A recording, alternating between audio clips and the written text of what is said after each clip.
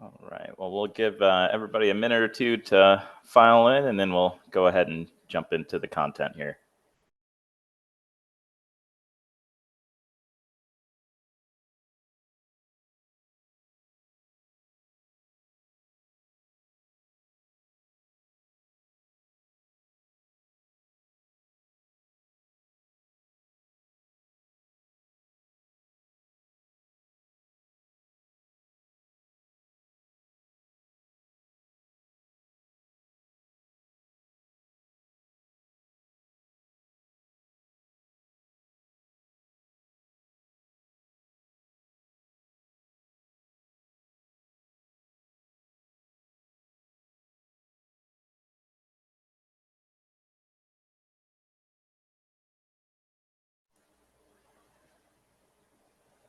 All right, well, let's see, some people filed in, so we'll go ahead and get started here. So welcome everybody to the Friday community call. Normally this would be the session where we'd be running through various topics related to SIPs, and this is no exception really, since the Nakamoto upgrade as well as the sBTC feature that we've been going through in the last few weeks are part of the SIP process. But these are a little bit more of a focused set of sessions to provide education to the community, so that everyone is informed about these upgrades, and when it comes time to vote for them to be activated in the network, everybody is well informed of the capabilities, what exactly is changing, the pros and cons of all of this. So definitely want this to be an interactive session. If you do have questions about any of the content that's presented here or other related topics, definitely don't be shy to raise your hand, type a question in the chat, or go ahead and unmute yourself to go ahead and ask that question. We can keep it as interactive as everybody would like to make the best use out of this. So first and foremost, I have an agenda here, just kind of running through the things that we'll be covering today. This session is meant to be kind of an introductory overview of Nakamoto, just to give you a sense of some of the changes that are coming. We have our nice picture there of Mr. Nakamoto in honor of the Nakamoto update here. First, we're going to run through a little bit of background on why exactly some of the changes that are coming in the Nakamoto upgrade are needed, some of the design goals, some of the key terms that would be good for everyone to understand, just to be able to properly digest exactly how all of this works. And then we'll get into some of the main features that a lot of the people in the community will be excited about. So I did put some helpful links here, and I've already kind of copied them over into the chat within Zoom. Just some helpful links and references that you can use as we run through this. The biggest one that I think would be the most helpful for most folks that are just interested in learning more about the SIP and want to read through content related to the Nakamoto upgrade would be the Nakamoto SIP pull request, that first link. I'll be making reference to that and actually hopping over to that throughout this session. And then I also think the second link there, the Nakamoto release overview, it's a YouTube video that was done by Jude as part of the Bitcoin Unleashed event. It's definitely very useful as another general overview of the Nakamoto upgrade. So especially for some of you that are more technically minded, definitely give that a watch, as it's very useful in terms of being able to put all of these various pieces together. So to kick things off with the background of why the Nakamoto upgrade is going to be so useful and why it's going to be addressing some of the problems that we currently see within the Stacks ecosystem, there's really kind of four main areas that I think the Nakamoto upgrade really tackles. So the first one here is one that is something that everybody who's been working within the Stacks ecosystem is probably somewhat familiar with. But we do traditionally have slower block times just due to Stacks being intrinsically linked to the Bitcoin blockchain and being paced by the actual production of Bitcoin blocks, which happen every 10 minutes. So because of that, this does present some challenges for people that are building applications, end users, etc. From a user experience perspective, just having to wait 10 minutes between each and every sort of transaction that you're doing on the network does present some challenges for adoption as well as developer interest. So this is definitely an area that needed some improvement that the Nakamoto release is going to be addressing.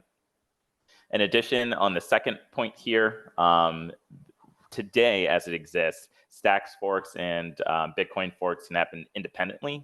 So this does allow for some potential reorg risk on the Stacks blockchain that can be tightened up and should be tightened up just to make sure the integrity of the network is much stronger, especially when we are having these faster confirmation times and people are using more and more DeFi apps. Being able to prevent reorgs is going to be a big boost to people's confidence in the network. There's also some issues that have arisen around miner connectivity issues causing some of these forks. So especially when there's poorly connected miners that don't necessarily see the most up-to-date chain tip and they're producing valid blocks, you could easily end up in a fork scenario where we can have some methods in place with this upgrade to be able to mitigate that. And then another one that is going to be very important is this last point with MEV. So for those that aren't familiar with the concept of MEV, MEV is miner extractable value. And it essentially is just a way for any particular miner to be opportunistic in finding other ways to profit outside of just the traditional block reward.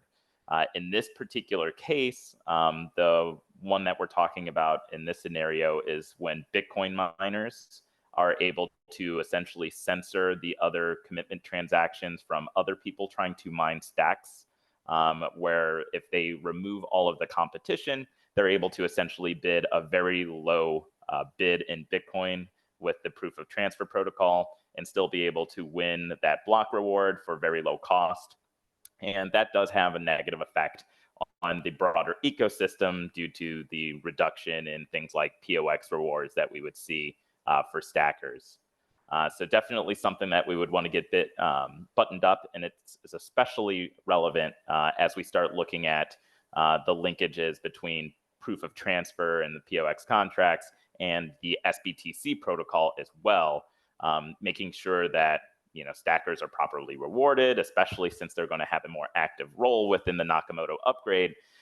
It's going to be important to make sure that they're properly compensated and we're not having MEV issues where miners are kind of pulling those funds away from those stackers.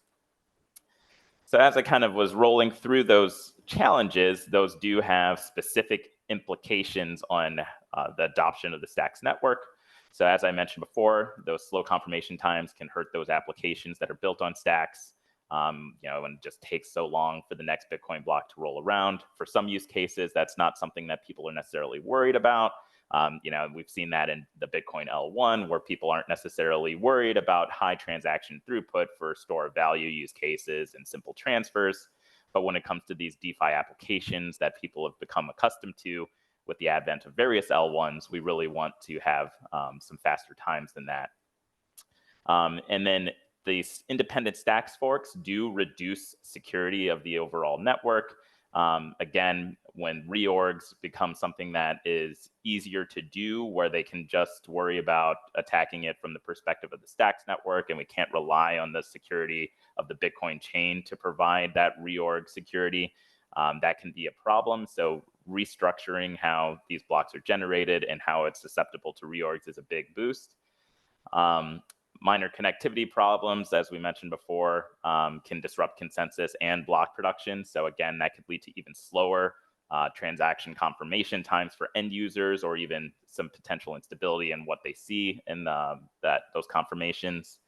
And then, as I mentioned before, any of the MEV can lead to a break in fairness in terms of block rewards distributed, and does reduce those stacker payouts. So this really does dictate the larger design goals of the Nakamoto release. So first and foremost, we're going to have much faster blocks available for the Nakamoto release. So instead of things being hard connected to the Bitcoin blockchain, we'll be able to have actual blocks that happen in between the individual Bitcoin blocks. And by utilizing the stackers to be validating those blocks that are produced by the miners in between those Bitcoin blocks, and using threshold signatures similar to what we've seen in the sBTC educational sessions we've been talking through in the last few weeks, they can use that same mechanisms with StackerDB, the 70% thresholds, and their ability to validate those blocks to then have more blocks produced in a secure manner in between the individual Bitcoin blocks, and then just essentially have those be snapshotted periodically to the Bitcoin blockchain to still maintain that integrity with Bitcoin blocks being confirmed on the L1. So that does give us that Bitcoin finality boost as well. So now once a transaction is going to be confirmed, it's going to be just as difficult to reverse as when you're working on the Bitcoin blockchain or reversing a Bitcoin transaction, as it's no longer going to be forking independently. In the same kind of line of thought, there's going to be a lot of fork resistance as well. So even in this case, if there were a Bitcoin reorg, the stackers and through usage of StackerDB are going to be able to maintain the list of transactions that have been essentially affected by that particular reorg, and can replay those back to the miners to get them into the next block in the proper order. So even in the case of a Bitcoin reorg, there's recovery mechanisms in place to make sure that the user experience for end users is still smooth. And then in this new Nakamoto release as well, there's no longer going to be that Bitcoin miner MEV. So it's essentially algorithmically going to be forced that they're at least spending competitive amounts of Bitcoin to even have a realistic chance at earning any of the stack's block rewards, which is essentially going to make sure that we're no longer going to have this disincentive to participate fairly in the mining process, and the proof of transfer rewards going towards end users should be more smoothed out, if you will, or stays consistent. So some key terms as we start diving into specifically what is changing in the Stacks network that is good to kind of level set on first is the concept of tenure. So tenure, as I'm going to be using it as we walk through these various parts of the Nakamoto release, really refers to the period of time where blocks are produced by one particular miner. So as I mentioned before, like right now, we have it where every 10 minutes, there's a new Bitcoin block, and that's essentially going to be the same time that a new Stacks block is produced. In this case, since we are going to have those blocks that are happening in between individual Bitcoin blocks, we're going to have one particular miner that is essentially going to be awarded a certition. That's our next definition we'll get into.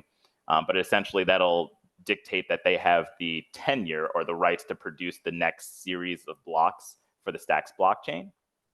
When that happens, essentially the miners are going to produce the blocks, and the stackers are going to have to sign off or validate that those blocks are okay with the same threshold signatures mechanism that they've been using for sBTC. And if they're all good and approved, that essentially confirms that particular block and set of transactions within there. And then once we get to the end of their tenure and there's a tenure change transaction, that will essentially lock it into place, especially with the Bitcoin block that will be produced. So at those 10-minute intervals, we'll essentially get that checkpointing to make sure that there's not any risk of there being some mutability to the chain and those blocks that have been produced along the way. So that's the concept of tenure. A sortition is the actual process or mechanism of selecting which miner is going to be awarded the rights to that tenure. As we kind of talked about before, miner extractable value is the way of making extra money or extra value being extracted from the network by deviating away from the normal incentivized behavior as designed. So in the past, again, this was something that we've seen with F2 Pool, where since they are a large Bitcoin miner, they are able to mine a decent percentage of Bitcoin blocks. And as that happens, they can easily, for all of those blocks, censor all of the other Stacks commitment transactions and therefore essentially keep the block rewards to themselves for a very cheap price. The other piece that's going to be important, and we've talked about this a little bit in the sBTC content as well, is WSTS, or weighted Schnorr threshold signatures. And this is essentially the method, very reminiscent of Frost, that's going to allow us to generate those public and private keys that are essentially assembled from the individual cryptographic data that all of these stackers will be generating for their own local node instances. And together through StackerDB and that coordination layer, we'll be able to produce the public and private key pairs that are used for signing off on these blocks that are coming through, essentially validating them, or in the case of sBTC, processing the peg in or peg out transactions. So to dive a little bit deeper into the faster block times, as I mentioned before, transactions will now be able to be confirmed between Bitcoin block intervals. And so now, rather than waiting for those Bitcoin blocks in a new sortition, stackers will be able to just approve each block from miners during that tenure. And so when a miner does win that sortition, they're starting their new tenure, they will be producing blocks continuously every 5 seconds or so until the next tenure change. So then at the end, on each Bitcoin block, the stack state is going to be committed by referencing the first block of the prior tenure. I know that is somewhat complex to kind of walk through. And so what I want to do is kind of hop over to the actual SIP page here, and I can show you guys how to get to more of a write-up around exactly how the Nakamoto SIP is written today. There is still changes ongoing, so there might be some slight edits that you'll see here and there, but generally the bulk of it shouldn't really be changing very much.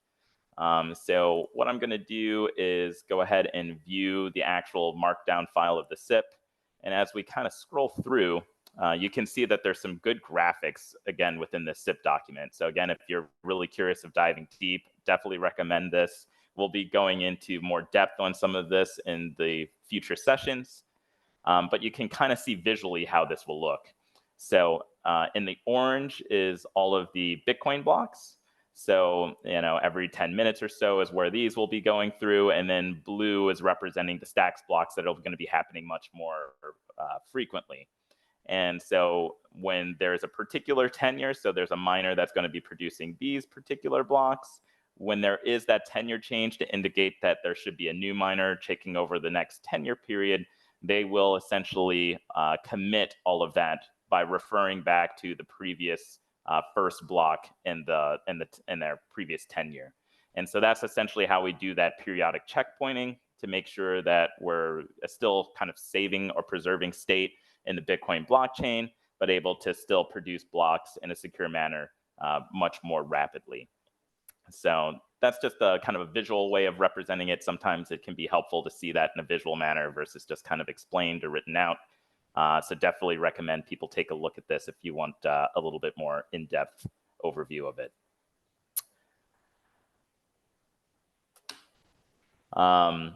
So in kind of continuing on here, there is also a lot of improvements to the overall security model.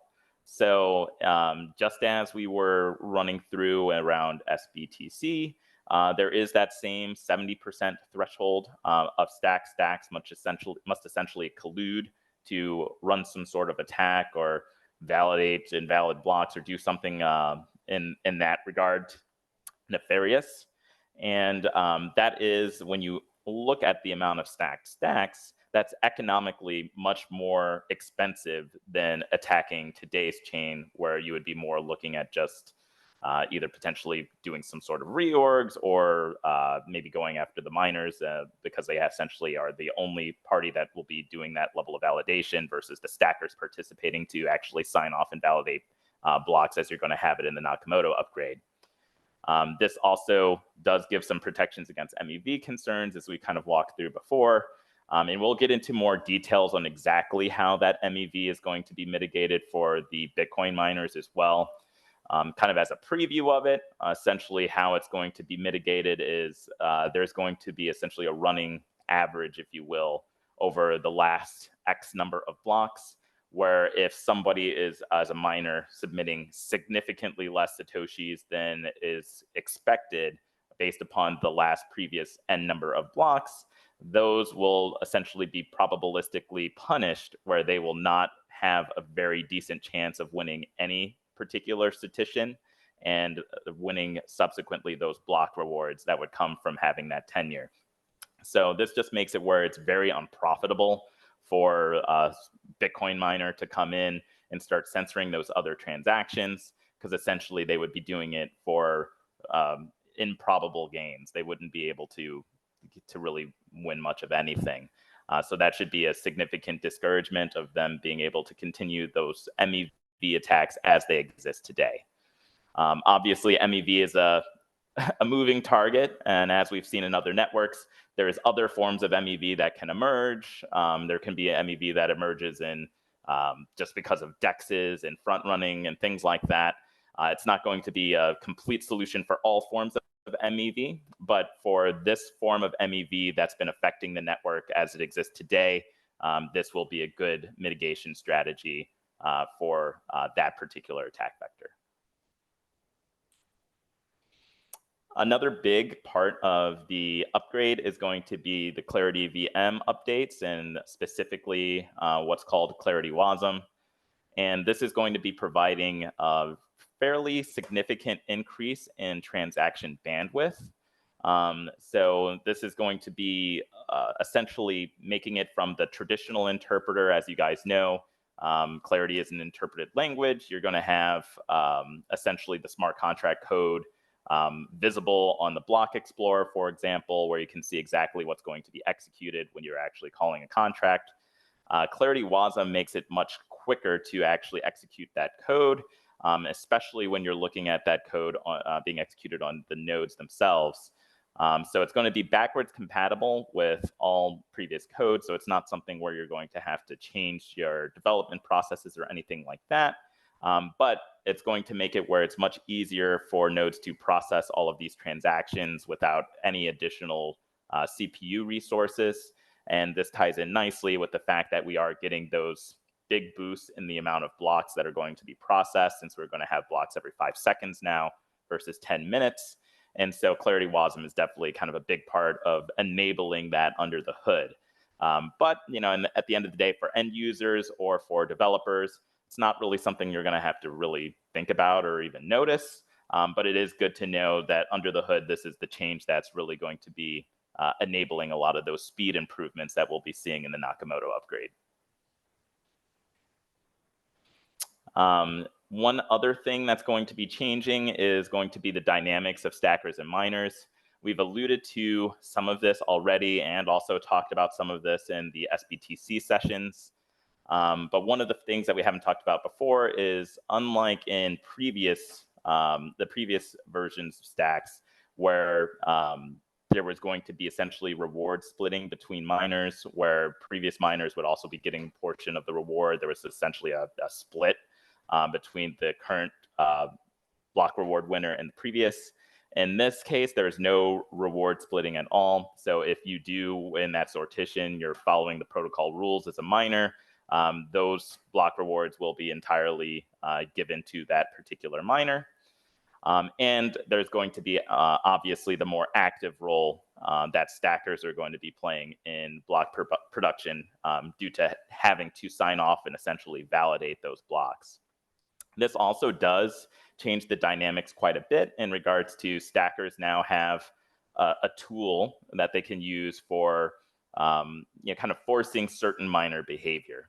So if miners aren't including kind of fundamental transactions that need to be included in blocks, so things like tenure changes or sBTC peg-ins or peg-outs, they can essentially refuse to sign any more transactions until those important system transactions are actually included in those blocks.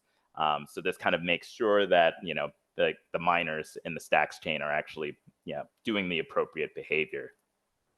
And then there's also going to be different stacker responsibilities.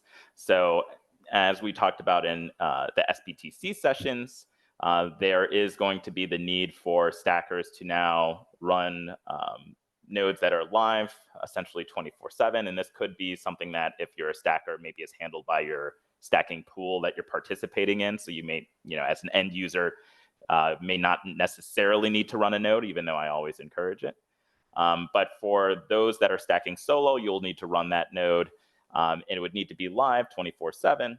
And essentially, you'll be validating those new blocks produced by miners. You'll be processing those sBTC peg-ins and peg-outs, signing off on those valid blocks, refusing to sign blocks that reject or that break the consensus. You'll be coordinating the transition between those miners. So as we go from one tenure to the next, they'll be instrumental in coordinating that. And then, as I mentioned before, in the case of things like Bitcoin reorgs, they will be identifying the need for and resubmitting valid transactions in the appropriate order. Again, leveraging StackerDB as that coordination layer for this to be able to get that done. It is also worth noting that there will be some modifications to the reward distribution model. This is one piece that I'm still kind of digging into a little bit myself, as I did, obviously there's going to be faster block times. So that's going to change how the distribution of stacks and what the size of the block rewards and all of that stuff is going to be, but I just couldn't find specific details on that. So that's one of those areas I'll be making sure to follow up on as we get closer to the sBTC release, but that will be kind of modified from the current iteration. And then one of the big things is going to be, as I mentioned before, and part of the reason why we're doing this large education campaign is we want everybody in the community to be informed about these updates so that they can properly vote. And vote with confidence that they know exactly what these changes are, what the implications of them are. And there's going to be a few different ways to be able to submit your votes. So similar to what we've seen in like the Stacks 2.1 update, there's going to be a few different ways for users to submit those votes. There could be solo stackers that could be sending Bitcoin to either like small, like dust essentially amounts of Bitcoin to particular addresses to indicate a yes or a no vote, and you would do that from the addresses that are essentially corresponding to your stacking address. And then similarly, there's also the way to do it in a delegated pool, and in the same way, you'll be sending small amounts of stacks to be able to get there. I'll pause. I believe somebody may be trying to ask a question.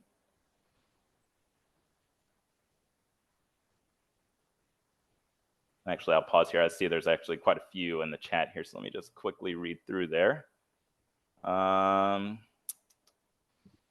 Let's see. Oh, no, just looks like it's maybe just comments and things. I'll just make a minor comment about the submitting of votes. Last year, we had two sort of tracks to vote, but hopefully we can combine the two tracks into just one track. And whether you're a solo stacker or delegated stacker, you go to the same web page to vote. So we're trying to make that process simpler and easier for people, for either whether you have liquid stacks or whether you are actually just solo stacking. Yeah. Awesome. No, that's a great point here, of especially from a UX perspective, wanting to keep it easy, make it so it's easy for the community to participate. And it should be fairly straightforward. I mean, it really is just kind of those that simple bit of dust transactions from what's associated with what you're using for stacking, and having that combined interface definitely makes sense for that. But if that all goes well, then we will be having both that Nakamoto upgrade that will be voted into place, as well as sBTC. In general, the Nakamoto upgrade is going to be a required component for sBTC to work. And so we will have that vote for the Nakamoto upgrade, and then sBTC would follow probably shortly thereafter. They are two separate two separate pieces that we'll have to kind of voice our opinion on here. But they really were designed, to be very compatible and obviously work together very well. So in summary, just to kind of zoom out a little bit and kind of look at this from a high level view, the Nakamoto upgrade really intends to speed up block production, strengthen the security of the overall network, improve the miner connectivity and reliability, and to mitigate any of that MEV and censorship issues that we talked about before. And at the end of the day, for what it actually means to you as a user or a developer is things are going to be a lot nicer in the ecosystem. You're going to have a lot faster dApps. So, you're not going to have these long waits in between individual transactions, which can be a really big boost, especially if you have to do multiple transactions to actually get whatever your goal was done. Reducing that risk of reorgs, which is very important, especially as there's increased DeFi use cases, increased amounts of swaps, to make sure that those reorg risks are something that goes down significantly. That also helps reduce the opportunities for MEV in the network. Improving the resilience of the network, again, kind of making sure that we're getting that Bitcoin finality. There's not that separate forking that could happen between the Stacks chain or the Bitcoin chain. And then just, again, restoring fairness, getting rid of that Bitcoin miner MEV. We'll see a lot more of a return to the way that proof of transfer was initially thought to be rewarding users, where we're not going to have some blocks where the rewards are far less than what they should be given the amount stacked. So altogether, that's kind of the comprehensive 50,000 foot view of that update.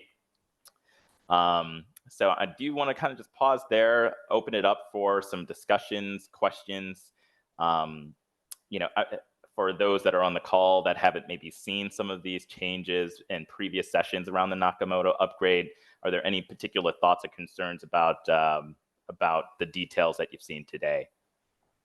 I put a question in chat, but I'll just ask it. I was wondering if the testnet, the sBTC testnet that we've been using, is Nakamoto under the hood, and if it's not, how do we foresee the testnet playing out? Like, will Nakamoto be added to sBTC, or would we have two separate testnets, one of each feature? Yeah, so it's not Nakamoto proper.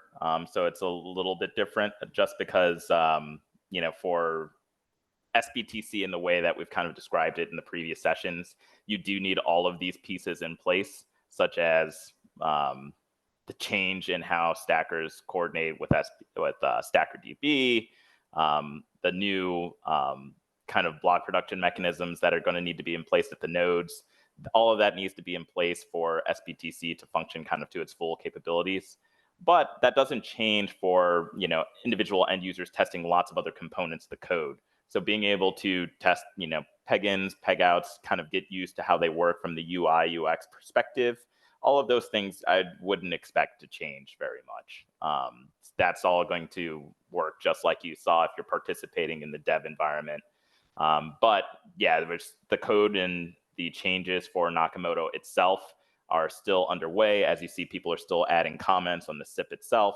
So it's not going to be, in its final implementation with what you're testing right now. Right. No, but over the winter, as we go through this kind of UAT testing process for Nakamoto and sBTC, will they be done on a single testnet, or would we have one of each that will have to be testing individually?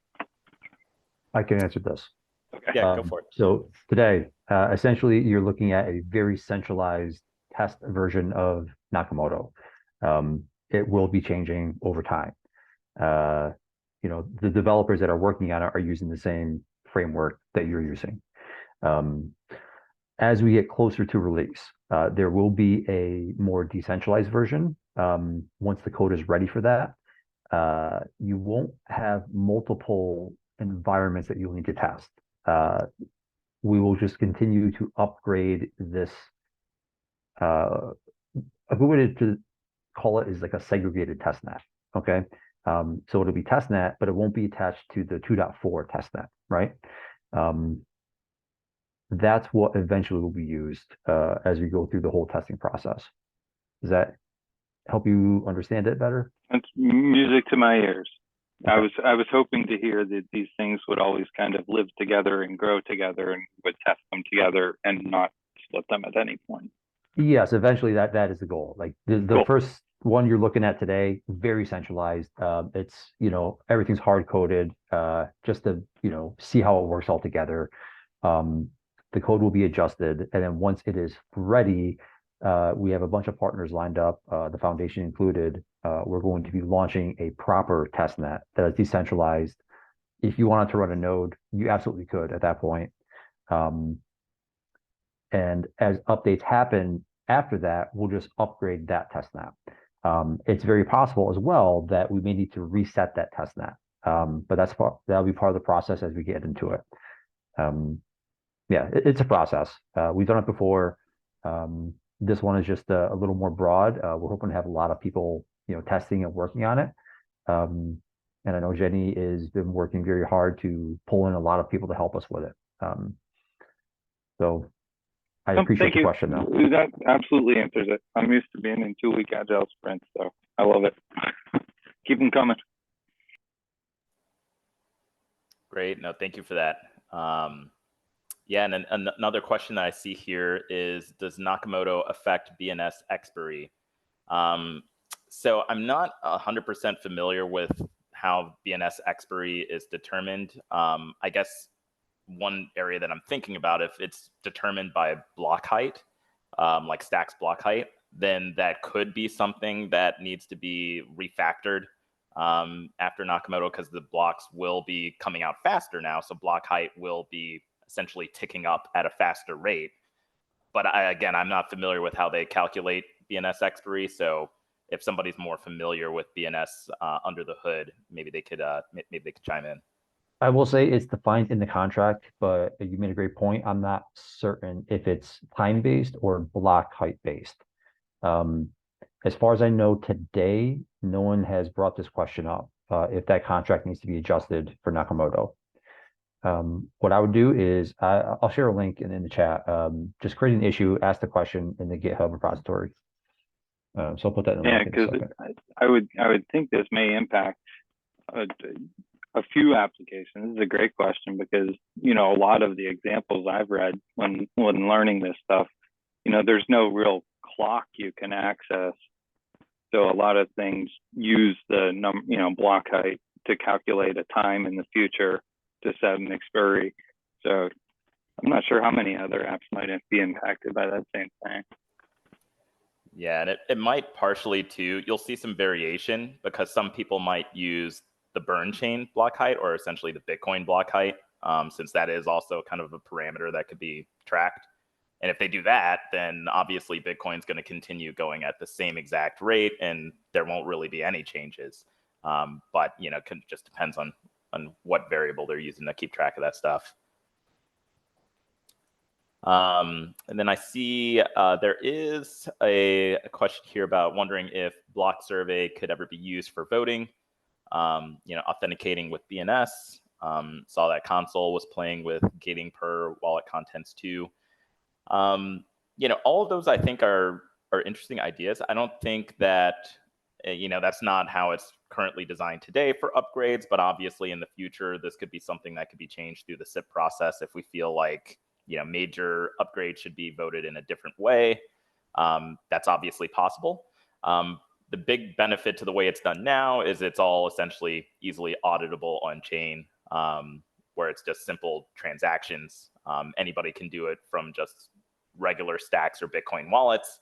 So it's a little bit easier to, kind of essentially do that no matter what your situation is on the network. But obviously, that doesn't mean that's the final end state of UX. So I think it's a good idea. And if you have a particular idea about how you feel that should be used, I say bring that up on the Stacks forum, Discord, maybe even start thinking about what a SIP would look like for maybe kind of voting in the future. But I don't see any particular reason why it couldn't be done that way. Let's see. I see another question here. Could vulnerabilities in the mint burn clarity contracts compromise the Bitcoin sBTC one-to-one peg? Yeah, so there's always some degree of risk in any piece of code, right? There's nothing's infallible. There is always the potential that there could be something that goes wrong, and that's why sBTC is going to have a separate recovery SIP that's going to be produced for essentially how do we recover from those situations if there ever is, maybe 70% of the stackers coordinating to steal some Bitcoin, or a bug in some particular way happens where the stacker wallet loses some of the Bitcoin through a hack or something of that nature. If that ever did happen and it loses that one-to-one peg, the idea today is to use the POX rewards essentially to, over time, fill that gap of the lost Bitcoin to get it back essentially into the standard state where it matches more of that one-to-one peg. But is it possible? Sure. Is it likely? I would say no. That's one of those things that's been based upon its current design. As long as the amount of stacks stacked is of a very, very high dollar value, the economic incentives for someone to try to attack it or steal it or anything like that is very low. It would, but again, never say never. There's always unknown unknowns, and it's good to keep that in mind. Let's see, other questions here. Also, some other people asking some things about BNS and block height. Yeah, so definitely something that's interesting to look into. All right, I think that's all the questions. Any other comments from folks in the audience?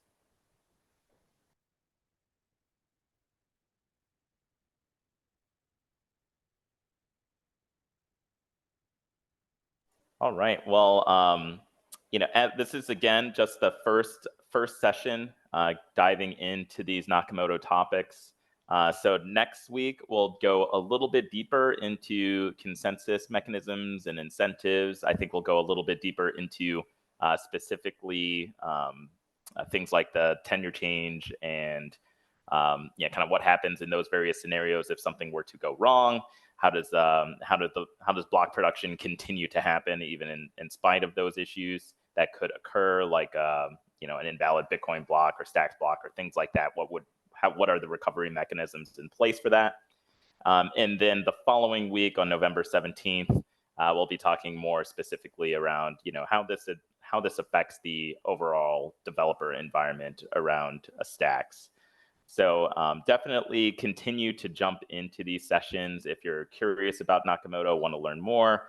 All of these things, again, sBTC and Nakamoto are very much interrelated and will very much define the future of stacks over the medium term here. So definitely get yourself informed about all of these changes and take advantage of some of those other resources that were in the links posted into the meeting.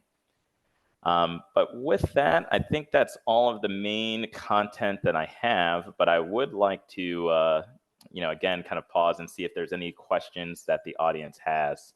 I see one here, including recovery if stackers risk losing their stacks. So Rafa, definitely clarify if I'm misunderstanding here, but I believe you're saying if stackers were to lose their stacks in some way, would there be recovery for that? Is that what you're wondering? Okay, gotcha. Yep. So if stackers were to lose their stacks, I'm not necessarily sure the scenarios that would happen there, because that doesn't really change too much from how it works today. There's not really them having a risk of losing it. They have more of a risk of losing access to it if they're not behaving in a normal way. And essentially, when you think about it with sBTC, for example, if they're not processing peg ins and peg outs, and we're getting towards that recovery mechanism that we were talking about before, the stackers aren't going to be able to unstack their stacks. So that collateral becomes essentially unavailable to them. But that does become available to them again as soon as they start properly processing blocks as they were supposed to, and processing peg ins and peg outs as they're supposed to. So it's not really something where that's lost or slashed. It's just that capital is withheld as long as they're not acting in accordance with the protocol rules. As far as like if your stacks was somehow stolen from the contracts or something of that nature, you know, I haven't really thought about like kind of what the recovery mechanisms or something like that would look like, but I don't know how realistic that particular attack vector is. Maybe other folks on the call have some opinions on that particular one.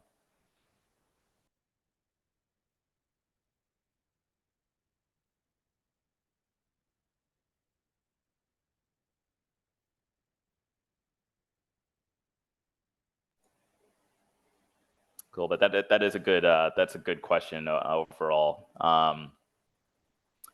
Cool. Well, if there's no other questions, definitely again recommend everybody stop in on the next session next Friday.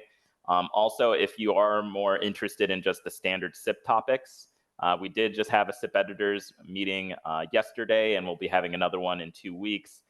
Definitely plan to stop by, especially if you have new ideas that you'd like to recommend. Would love active participation from the community there. Give us your feedback on active SIPs that are under development. Keep track of what changes are happening in the ecosystem besides these big updates like Nakamoto and sBTC. Would love to see more community involvement there. So please tune into those.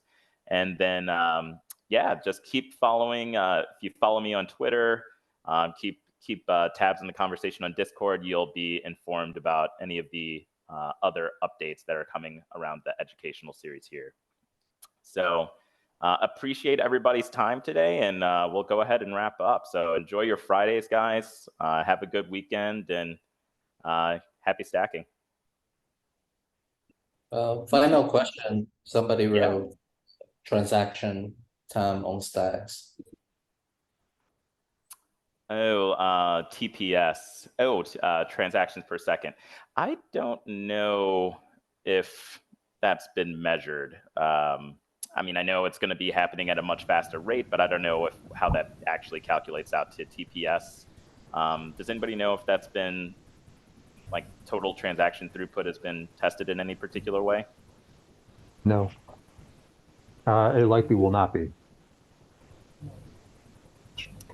Yeah, I didn't think so. I don't remember seeing anything about that. So yeah, there's a lot of misconceptions around what TPS actually means, and especially with a smart contract VM on a blockchain, it can take up a lot of the block space. So you may not get. So with faster block times, you can sneak more transactions in, but the block itself may be smaller. So, you know, you may have 5 transactions a block, but they're happening 5 seconds. So, you know, over a minute or 10 minutes, you may have more transactions per second than you would today. With a decentralized system, there's a lot of variables that you just cannot account for in tracking this. Like, you can just look at historical data and estimate what it is, but it's very difficult with a decentralized system. More centralized systems, like when you have these very large validator nodes on some blockchains out today, it's much easier to say, yes, we can handle like 10,000 transactions per second. And they can do it reliably because they run the nodes. But historically, we have not been too concerned about transactions per second. Like, we know how big our blocks are. We know how many transactions can fit in there within a very specific scope. Clarity has always been the challenging part. And I know the work with Clarity WASM, that should ease that quite a bit. In fact, we'll be able to run things a lot quicker. There'll be a lot more transactions possible per block versus today. Thank you for that, Jesse. No, it's good info there. TPS comes up every now and again. You know, people think it's some kind of panacea, but you know, it's just a buzzword that people like to see. You know, it's like fast is good, but not always. Yep, yep. There's a lot of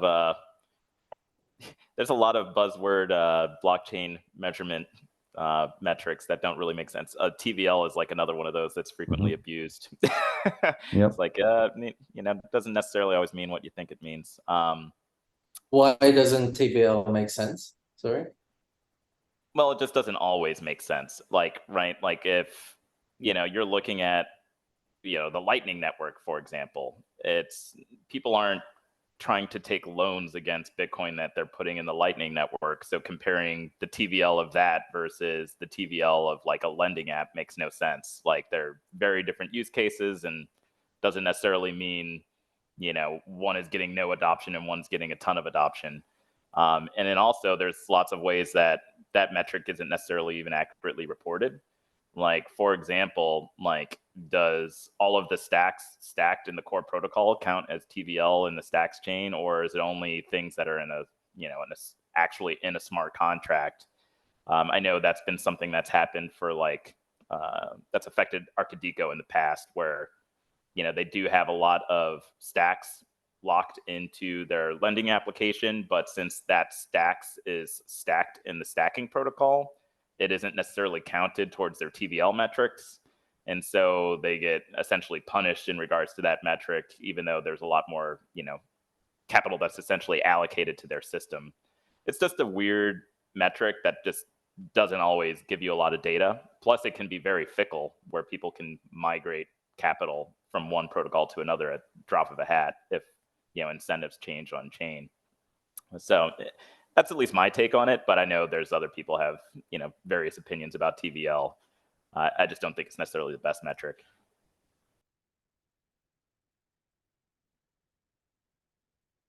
No, especially with the faster block times, that will go a long way in solving some of the scalability questions that I assume they're asking when they ask about TPS.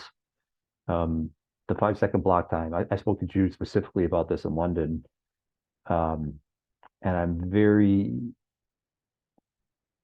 I'm looking forward to it. You know, I still have a lot of questions, and you know, the devil will be in the details, obviously, but the way he described it, it seems very feasible and very possible. But again, we're going to be running some very decentralized and distributed tests before we get to the release, just to verify that what we think will happen will be happening. Yep, I think when I was kind of setting up a poll about, you know, kind of what people are most excited about, you know, the transaction times was it's very, very well represented there. People are really excited about it. Yeah, he gave a great talk in London. I know it's on our YouTube channel. Encourage everyone to take a look at it. He went over some of the things like the 5-second block times. He went over MEV a little bit, but it was very informative.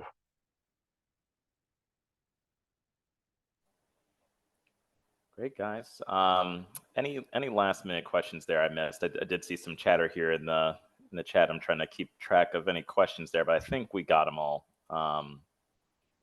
But yeah, last call. Any last minute things? And I do feel bad, actually. Last week, I remember right as we were shutting down, I heard somebody trying to ask a question. So, but I don't know who that was. If you have a question about that, you know, feel free to voice that one too.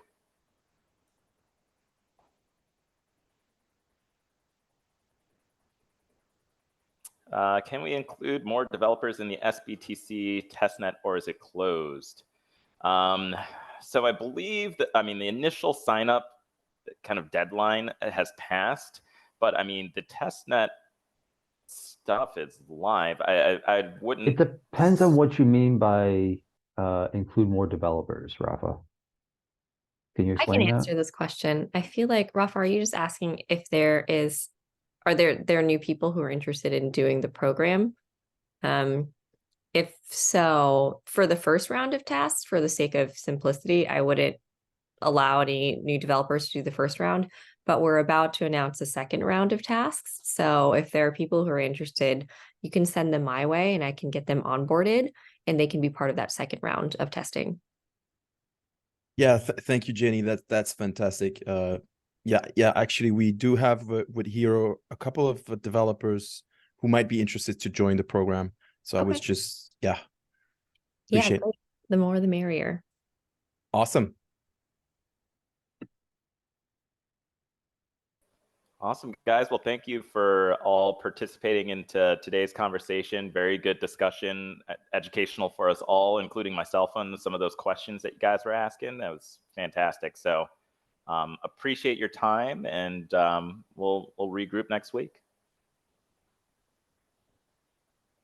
Thanks all. And don't forget to take the quiz that Across put together. Yes, a good shout out. I did put that link at the very beginning of the call, so you can easily get up there. It's at the top. And yeah, just on Block Survey, run through it, test your knowledge of sBTC, some of the sessions that we ran through the last couple of weeks. And yeah, we'll be following up with more information as we get to the end of this session too, with a Nakamoto related one. Yeah, take that quiz, share it around to others. I'm hearing rumors that we might actually distribute some rewards to people who do take the quiz, some stacks rewards. So more incentive to take it. Yep. All right. Thanks, everybody. Thank you, guys. Thanks, Across. Bye. See Thank ya. you.